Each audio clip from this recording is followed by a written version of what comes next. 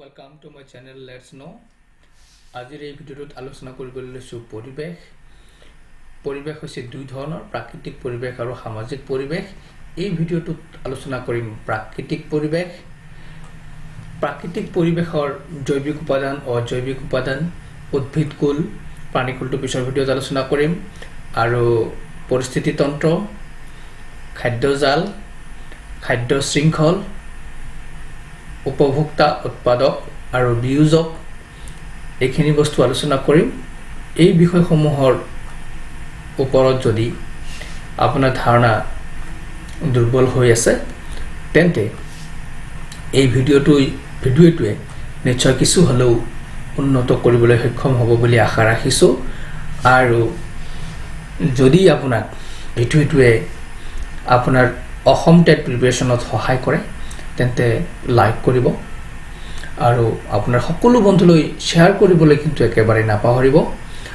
লগতে যদি চেনেলটো প্ৰথম চাইছে তেন্তে চেনেলটো ছাবস্ক্ৰাইব কৰি ল'ব, তাৰে অনুৰোধ ৰাখিছোঁ। পলম নকৰি ভিডিঅ'টো আৰম্ভ কৰোঁ আহক। যে প্ৰথমতে আমি জানি লওঁ প্ৰাকৃতিক পৰিৱেশ। যে প্ৰাকৃতিক পৰিৱেশ জনাৰ আগতে আমি জৈৱিক আৰু অজৈৱিক উপাদান জানি লোৱা ভাল হ'ব। যে পৰিৱেশৰ জৈৱিক উপাদান কোনবিলাক? উদ্ভিদ, প্ৰাণী, চৰাই চিৰিকটি, কীট পতংগ, অনুজীৱ ইত্যাদি এইবিলাক হৈছে কি পৰিৱেশৰ জৈৱিক উপাদান। কোনবিলাক জৈৱিক উপাদান? উদ্ভিদ, প্ৰাণী, চৰাই চিৰিকটি, কীট পতংগ, অনুজীৱ ইত্যাদি এইবিলাক হৈছে জৈৱিক উপাদান। তাৰপিছত আহিলোঁ অজৈৱিক উপাদান। অজৈৱিক উপাদান কোনবিলাক?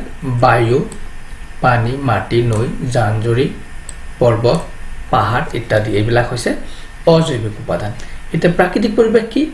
যে জৈৱিক উপাদান আৰু অজৈৱিক উপাদানে মিলি কি কৰে? প্ৰাকৃতিক পৰিৱেশৰ সৃষ্টি কৰে। এতিয়া প্ৰাকৃতিক পৰিৱেশৰ আমি উদ্ভিদকুলটো যিহেতু এই ভিডিঅ'টোত আলোচনা কৰিম, অৰ্থাৎ ফ্ল'ৰা, ইয়াৰে উদ্ভিদ হৈছে পৰিৱেশৰ মুখ্য উপাদান। এতিয়া উদ্ভিদৰ বিষয়ে জানি লওঁ আহক। যে উদ্ভিদে কি কৰে? নিজৰ খাদ্য নিজে তৈয়াৰ কৰি লয়। প্ৰস্তুত কৰা অতিৰিক্ত খাদ্য শিপা, কাগজ, ফল, কাণ্ড আদিত জমা কৰি ৰাখে। যে সকলো জীৱই খাদ্যৰ বাবে উদ্ভিদৰ ওপৰত নিৰ্ভৰশীল হয়। যে বৃক্ষ, গুল্ম, লতা, তৃণজাতীয় উদ্ভিদ থাকে। এইবিলাক হৈছে উদ্ভিদৰ প্ৰকাৰ। ইয়াৰ উপৰিও শেলাই, ভেঁকুৰ, মছ আৰু ঢেকীয়া জাতীয় উদ্ভিদো আছে। এতিয়া আমি জানি লওঁ শেলাই কি বস্তু। যে শেলাই ক'ত পোৱা যায়? যে শেলাই পুখুৰী, নিজৰা আদিত থকা জেলিৰ নিচিনা আৱৰণ, আমি পুখুৰত সেউজীয়া জেলিৰ নিচিনা এটা আৱৰণ দেখিবলৈ পাওঁ, সেইবিলাকেই হৈছে শেলাই। ই নিজৰ আহাৰ নিজে তৈয়াৰ কৰি লয়, সেইকাৰণে ইয়াক উৎপাদক বুলি ক'ব পাৰোঁ। পিছত আলোচনা কৰি আছোঁ ভিডিঅ'টো। তাৰপিছত জানি লওঁ আহক ভেঁকুৰ। ভেঁকুৰ কি? পচা কাঠ, গোবৰ আদিত বেং ছটাৰ দৰে গজে। পাতল হালধীয়া, বগা বা বগা ৰঙৰ হয়। যে প্ৰশ্ন হ'ব পাৰে যে ভেঁকুৰৰ ৰং কেনেকুৱা? হয়তো হালধীয়া, বগা, মুগা, ওপৰৰ আটাইকেইটা। গতিকে তেতিয়া শুদ্ধ অপশ্যনটো ওপৰৰ আটাইকেইটা হ'ব। নাইবা এনেকুৱা হ'ব পাৰে যে তলৰ কোনটো ভেঁকুৰৰ ৰং নহয়। তেতিয়াহ'লে চাৰিটা ৰং দি দিলে তাৰে কোনটো নহয় সেই অপশ্যনটো আমি বাচিব লাগিব। অৰ্থাৎ এই ভিডিঅ'টোত যিবোৰ চেণ্টেঞ্চ ইয়াত লিখা হৈছে হয়তো আপুনি প্ৰতিটো চেণ্টেঞ্চতেই এটা দুটাকৈ প্ৰশ্ন হ'ব পাৰে, প্ৰশ্নৰ উত্তৰ বুলি ভাবিব পাৰে। যে এইবিলাকৰ পৰা বিভিন্ন টেটত চি টেটেই হওক বা অসম টেটেই হওক, আগতে হৈ যোৱা টেটবোৰত প্ৰশ্ন আহিছে, এইবাৰো নিশ্চয় আহিব। তাৰপিছত জানো ভেঁকুৰ। পচা কাঠ, গোবৰ আদিত বেং ছটাৰ দৰে গজে, পাতল হালধীয়া, বগা বা মুগা ৰঙৰ হয়। যে পত্ৰসৰিত নথকাৰ বাবে ই নিজৰ খাদ্য নিজে তৈয়াৰ কৰিব নোৱাৰে। ভেঁকুৰে নিজৰ খাদ্য নিজে তৈয়াৰ কৰিব নোৱাৰে কাৰণ ইয়াত পত্ৰসৰিত নাই। এতিয়া জানো মছ। মছ ক'ত গজে? শিল, ডাঙৰ গছ, সেমেকা মাটি আদিত থকা দলিচাৰ নিচিনা এটা আৱৰণ। ইয়াৰ পাত আৰু কাগজ চেপেটা। এতিয়া ঢেকীয়া। ঢেকীয়া কি? সেমেকা ঠাইত গজে, মূল, কাণ্ড আৰু পাত থাকে। ঢেকীয়াৰ ৰং সেউজীয়া। ই নিজৰ খাদ্য নিজে প্ৰস্তুত কৰিব পাৰে কাৰণ পত্ৰসৰিত আছে এতিয়া জানো জলাভূমি কি বস্তু যে সাধাৰণতে সাময়িকভাৱে বা স্থায়ীভাৱে জলমগ্ন হৈ থকা মাটি ভাগেই হ'ল জলাভূমি যে স্থায়ীভাৱে হোক বা সাময়িকভাৱে হোক কোনো এডোখৰ মাটিত যদি পানী জমা হৈ থাকে সেই মাটি ভাগে কি হ'ব জলাভূমি হ'ব এতিয়া জলাভূমিত পোৱা উদ্ভিদ কোনবিলাক যে পুনি মেটেকা নলখাগৰি ইকৰা তৰা দলঘাঁহ কলমৌ কচু বিভিন্ন ধৰণৰ কচু ঢেকীয়া বিহলঙনি ইত্যাদি জলাভূমিত পোৱা প্ৰাণী কোনবিলাক ভেকুলী সাপ শামুক পোক পতংগ পানী মকৰা কেঁকুৰা এতিয়া জলাশয়ত পোৱা দুবিধ অজৈৱিক উপাদান কি যে পানী আৰু মাটি এই পানী আৰু মাটি কি জলাশয়ত পোৱা দুবিধ অজৈৱিক উপাদান উদ্ভিদে খাদ্য প্ৰস্তুত কৰি ব্যৱহাৰ কৰে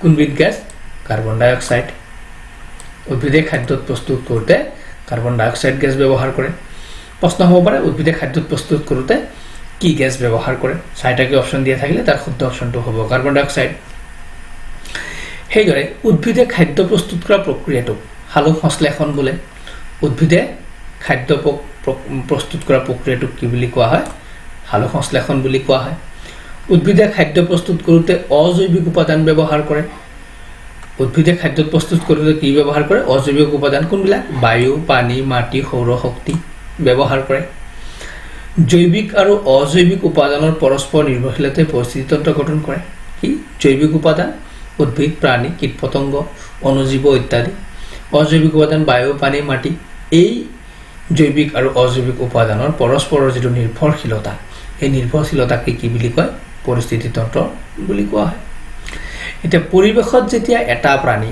আন এটা প্ৰাণীক খায় তেতিয়া কি হয় খাদ্য শৃংখলৰ সৃষ্টি হয় এতিয়া আমি জানো হওক উৎপাদক কি যে উদ্ভিদে নিজৰ খাদ্য নিজে তৈয়াৰ কৰি লয় বাবে ইয়াক কি বুলি কোৱা হয় উৎপাদক বুলি কোৱা হয় অৰ্থাৎ উদ্ভিদে খাদ্য প্ৰস্তুত কৰোঁতে আনৰ ওপৰত নিৰ্ভৰ কৰিব নকৰে অৰ্থাৎ নিজৰ খাদ্য নিজে তৈয়াৰ কৰি লয় অৰ্থাৎ উৎপাদন কৰি লয় সেইকাৰণে ইয়াক কি বুলি কোৱা হয় উৎপাদক বুলি কোৱা হয় ঠিক সেইদৰে হ'ল উপভোক্তা প্ৰাণীয়ে উদ্ভিদক খাদ্য হিচাপে গ্ৰহণ কৰে বাবে প্ৰাণীবোৰ হৈছে উপভোক্তা প্ৰাণীবোৰ কি উপভোক্তা কিয়নো প্ৰাণীয়ে উদ্ভিদক খাদ্য হিচাপে গ্ৰহণ কৰে সেইকাৰণে ই হৈছে উপভোক্তা যে উপভোক্তা আকৌ তিনি শ্ৰেণীৰ আছে তিনি ধৰণৰ আছে কি প্ৰাথমিক উপভোক্তা বা প্ৰথম শ্ৰেণীৰ উপভোক্তা গৌণ উপভোক্তা বা দ্বিতীয় শ্ৰেণীৰ উপভোক্তা আৰু তৃতীয় শ্ৰেণীৰ উপভোক্তা এতিয়া আমি জানি লওঁ প্ৰাথমিক উপভোক্তা কাক কয় যে কিছুমান প্ৰাণীয়ে প্ৰত্যক্ষভাৱে উদ্ভিদক খাদ্য হিচাপে গ্ৰহণ কৰে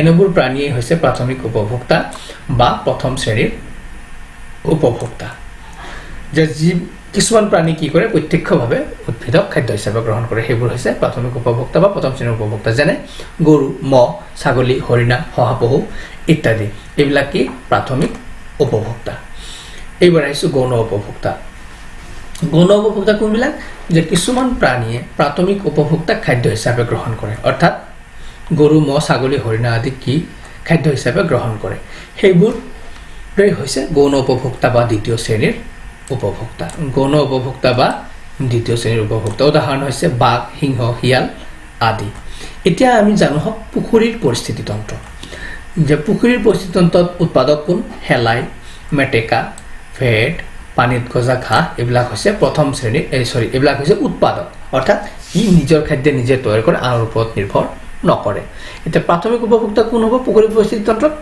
কীট পতংগ সৰু মাছ শামুক ইত্যাদি হ'ব কি প্ৰাথমিক উপভোক্তা কিয়নো এই কীট পতংগ সৰু মাছ শামুক কি কৰে শেলাই মেটেকা ভেট পানীত গজা ঘাঁহ আদি খাই জীয়াই থাকে এতিয়া আহিছোঁ গৌণ উপভোক্তা কোনবিলাক যে গৌণ উপভোক্তা কোনবিলাক যে ডাঙৰ মাছ সেই পুখুৰীটোত থকা ডাঙৰ মাছ ভেকুলী কেঁকুৰা ইত্যাদি এইবিলাক কি পুখুৰীৰ পৰিস্থিতিতন্ত্ৰৰ ক্ষেত্ৰত কি হ'ব গৌণ উপভোক্তা বা দ্বিতীয় শ্ৰেণীৰ উপভোক্তা কিয়নো এই উপভোক্তাই কি কৰে কীট পতংগ সৰু মাছ শামুক আদি খাদ্য হিচাপে গ্ৰহণ কৰে এতিয়া জানো আহক তৃতীয় শ্ৰেণীৰ উপভোক্তা কাক কয় যে সাপ বগলী মাছৰোকা এইবিলাক হৈছে তৃতীয় শ্ৰেণীৰ উপভোক্তা কিয়নো এই তৃতীয় শ্ৰেণীৰ উপভোক্তাই আকৌ কি গৌণ উপভোক্তাক নিজৰ আহাৰ হিচাপে গ্ৰহণ কৰে যেনেকৈ সাপ বগলী মাছৰোকাই কি কৰে ডাঙৰ মাছ ভেকুলী কেঁকুৰা আদিক নিজৰ খাদ্য হিচাপে গ্ৰহণ কৰে সেইকাৰণে সাপ বগলী মাছৰোকা আদি কি হ'ব পুখুৰী পৰিস্থিতি তন্ত্ৰৰ ক্ষেত্ৰত তৃতীয় শ্ৰেণীৰ উপভোক্তা হ'ব বন্ধুসকল নিশ্চয় উপভোক্তাৰ বিষয়ে আপোনালোকে বুজি পালে এতিয়া আমি জানো আহক বিয়োজক কাক কয় বিয়োজক হৈছে বেক্টেৰিয়া আৰু ভেঁকুৰে জৈৱিক উপাদান অৰ্থাৎ উদ্ভিদ আৰু প্ৰাণীৰ দেহসমূহ গেলি পচি যোৱাত সহায় কৰে বাবে বেক্টেৰিয়া আৰু ভেঁকুৰক বিয়োজক বুলি কোৱা হয় বিয়োজক কি বেক্টেৰিয়া আৰু ভেঁকুৰ কিয় বেক্টেৰিয়া আৰু ভেঁকুৰক বিয়োজক বুলি কোৱা হয় যে বেক্টেৰিয়া আৰু ভেঁকুৰে কি কৰে জৈৱিক উপাদান অৰ্থাৎ উদ্ভিদ আৰু প্ৰাণীৰ দেহসমূহ গেলি পচি যোৱাত সহায় কৰে সেইকাৰণে এই দুধৰণৰ প্ৰাণীক কি বুলি কোৱা হয় বেক্টেৰিয়া আৰু ভেঁকুৰক বিয়োজক বুলি কোৱা হয় বেক্টেৰিয়া আৰু ভেঁকুৰক কি বুলি কোৱা হয় বিয়োজক বুলি কোৱা হয় এতিয়া আমি জানো খাদ্যজাল কি যে পৰিস্থিতি তন্ত্ৰত বহুকেইটা খাদ্য শৃংখল লগ লাগি এখন জালিকাৰ সৃষ্টি কৰে অৰ্থাৎ বহুকেইটা খাদ্য শৃংখলৰ সমষ্টিয়ে হৈছে খাদ্যজাল তো বন্ধুসকল এই ভিডিঅ'টোত প্ৰাকৃতিক পৰিৱেশ উদ্ভিদকুলৰ বিষয়ে আমি জানিলোঁ আৰু ইয়াৰ কাৰণে পৰৱৰ্তী ভিডিঅ'ত মক টেষ্টসমূহ আপুনি চাব পাৰিব আৰু নিজৰ অগ্ৰগতিও পৰীক্ষা কৰিব পাৰিব নিশ্চয় ইয়াৰ পিছৰ ভিডিঅ'টো আপুনি চাবলৈ একেবাৰেই নাপাহৰিব আজিলৈ ইয়াতেই সামৰণি মাৰিছোঁ ভিডিঅ'টো সম্পূৰ্ণকৈ চোৱাৰ বাবে আপোনাক ধন্যবাদ